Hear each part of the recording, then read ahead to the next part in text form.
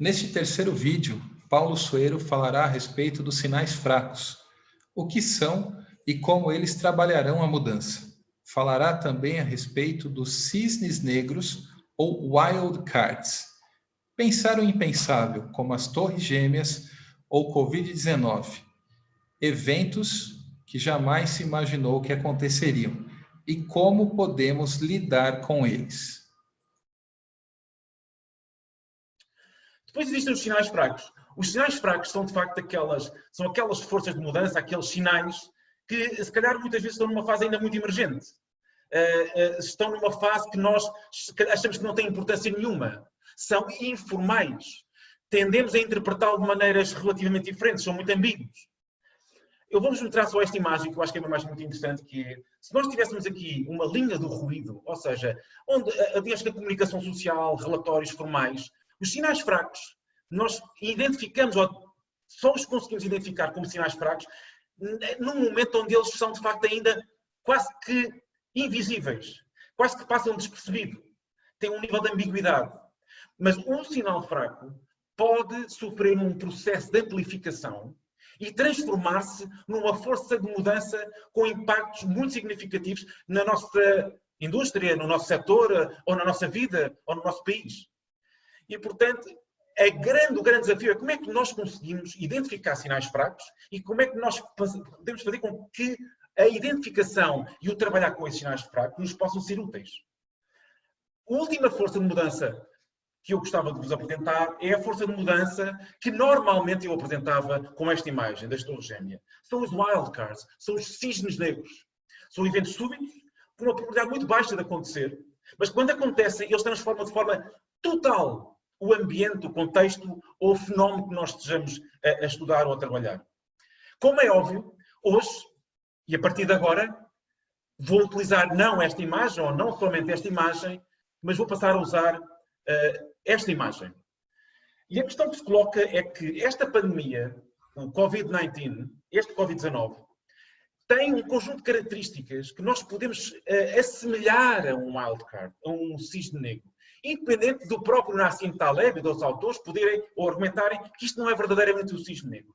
Mas se percebermos que há alguns meses atrás, se pensássemos que poderíamos estar a viver uma situação de pandemia global, com este nível de propagação, de difusão, de impacto na saúde pública e na economia em geral e no funcionamento da sociedade, se calhar a probabilidade que nós dávamos a qualquer coisa com essas características, com este nível de impacto, era muito baixa.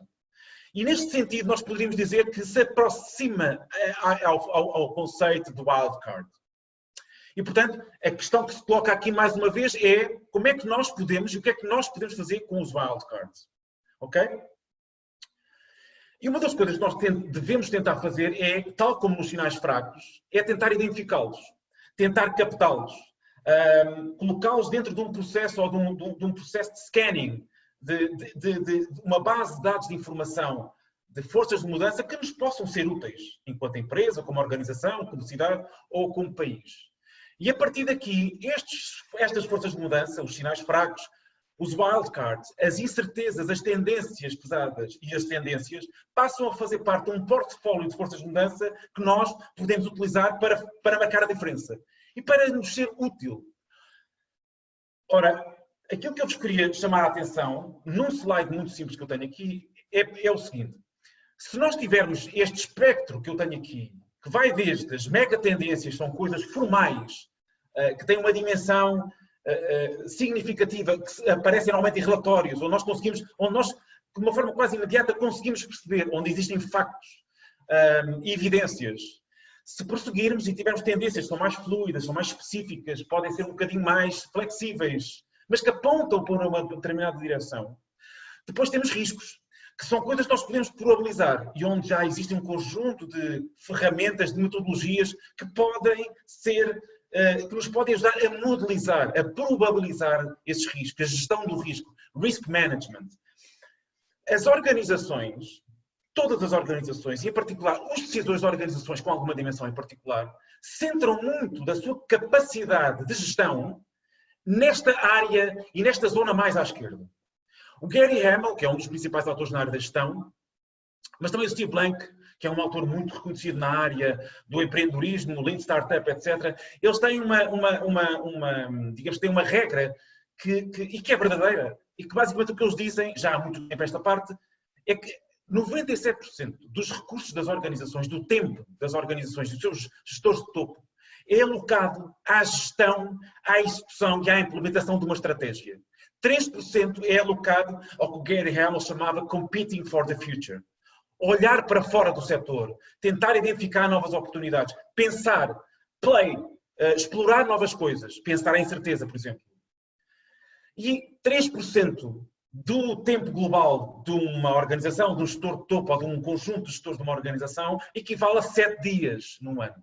Ora, o que é que eu posso fazer com 7 dias que me permitam lidar não apenas com este conjunto de forças de mudança que vocês veem do lado esquerdo, que são megatrends, coisas mais formais, onde nós podemos de alguma forma ter factos, evidence-based, nós podemos até probabilizar, quando nós sabemos que o mundo que nós estamos a viver, e não por causa da pandemia apenas, é um mundo que é caracterizado por forças de mudança que têm características que são marcadas fortemente pela imprevisibilidade, pela incerteza, pela disrupção, pela inovação, pela necessidade de pensarmos não apenas no curto prazo, mas ir um bocadinho mais além, temos o horizonte da ruptura, para pensarmos não apenas o futuro, que é uma coisa muito importante, e que nós muitas vezes não temos disponibilidade, achamos que não temos tempo, ou que nos vai servir de muito.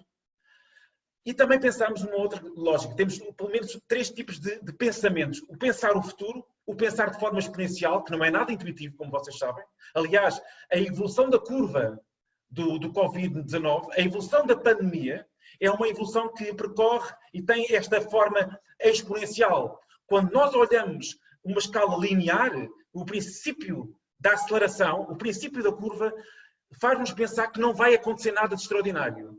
Mas há uma altura em que nós conseguimos começar a perceber que a escala é logarítmica e, portanto, a evolução é exponencial. E quando ela se passa e é visível que é exponencial, significa que já vamos muito tarde, se só conseguimos reconhecer isso nessa fase. Como tem sido evidente, de forma sequenciada e sequencial por todos ou alguns dos países, à medida que eles foram vendo no espelho retrovisor o que é que tinha acontecido com os países que já tinham tido a pandemia ou que já estavam a sofrer os efeitos da pandemia. Um terceiro pensamento que também não é nada intuitivo para nós, enquanto seres humanos, ou para nós, enquanto organizações, já temos um pensamento sistémico, pensarmos de uma forma sistémica. Uma das coisas que também o Covid-19 nos permite perceber é que quando nós começamos a ver o platô do número de infecções ou do número de pessoas infectadas, a nossa percepção é, então quer dizer que o número de mortes vai diminuir na mesma altura. Não, como nós sabemos hoje em dia, existe um conjunto de cadeias de transmissão, um conjunto de relações que fazem com que o número de óbitos aconteça depois. E, portanto, esta imagem que aqui está alerta para o seguinte: nós vamos todos, cada vez mais, que nos está preparado para lidar e para incorporar a incertezas que nós conseguimos às vezes identificar, mas muitas vezes incerteza que temos que construir, que temos que descobrir. E além disso, temos que começar a incorporar as sinais fracos e as wildcards. E isso é muito mais difícil de incorporar em qualquer processo de decisão, em qualquer processo estratégico, quando a pressão está, na sua esmagadora maioria do tempo, na execução, na implementação de uma estratégia e no curto prazo. Uma última nota aqui que tem a ver com o seguinte: por muito que nós tentamos, ou sejamos capazes de antecipar, há uma coisa que é fundamental nós percebermos. A coisa mais difícil e mais frágil, e que às vezes nem sequer existe, é esta ligação entre a capacidade de antecipar algo e fazer com que esta antecipação seja utilizada para tomar decisões, para a ação. Esta pandemia é um caso paradigmático. Antecipámos, ou muitos organismos anteciparam, mas de uma forma até